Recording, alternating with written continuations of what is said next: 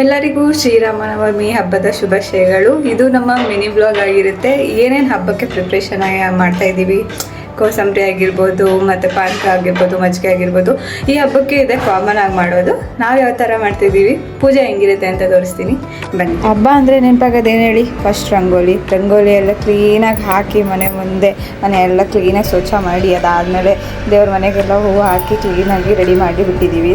ಕೋಸಂಬರಿಲಿ ready ಮಾಡಿ ಇಟ್ಬಿಟ್ಟವಳು ರಕ್ಷಿತಾ. ಇಲ್ಲಿ ಪಾನಕ ರೆಡಿ ಇದೆ, ಮಜ್ಜಿಗೆ ರೆಡಿ ಆಗ್ತಾ ಇದೆ. ಮೇಡಮ್ ಅವ್ರು ಲೇಟ್ ಮಾಡಿಬಿಟ್ರು.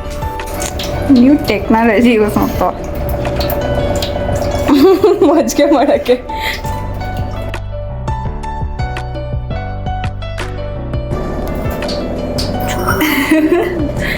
ಇಡ್ಬೇಕಂತೆ ಬೊಟ್ಟಿಟ್ಬಿಟ್ಟು ಇರ್ಬೇಕಂತೆ ಪ್ರಸಾದಗಳನ್ನ ಹಾಕಿ, ಅದಕ್ಕೆ ಬೊಟ್ಟಿಡ್ತಾ ಇದ್ದೀನಿ.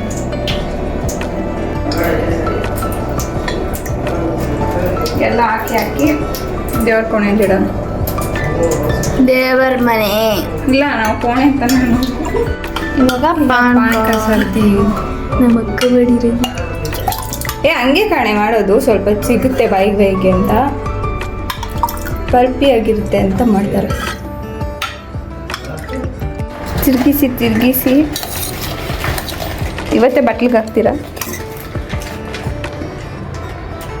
ದೇವ್ರೇ ಎದ್ದು ಹೊಂಟೋಗ್ಬಿಡ್ಬೇಕು ಕಾದು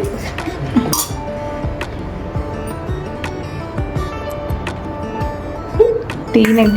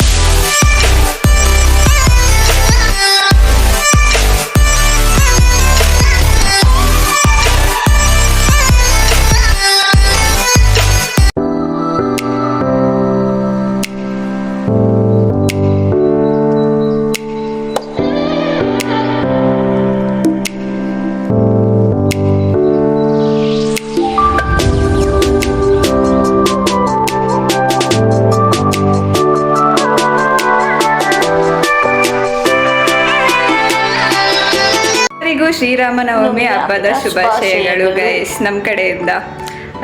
ಇದಾಗಿತ್ತು ನಮ್ಮ mini blog. Thank you for watching. Next ವಿಡಿಯೋದಲ್ಲಿ ಸಿಗ್ತೀವಿ. ಅಲ್ಲಿವರೆಗೂ ಟೇಕ್ ಕೇರ್, ಬಾಯ್ ಬಾಯ್.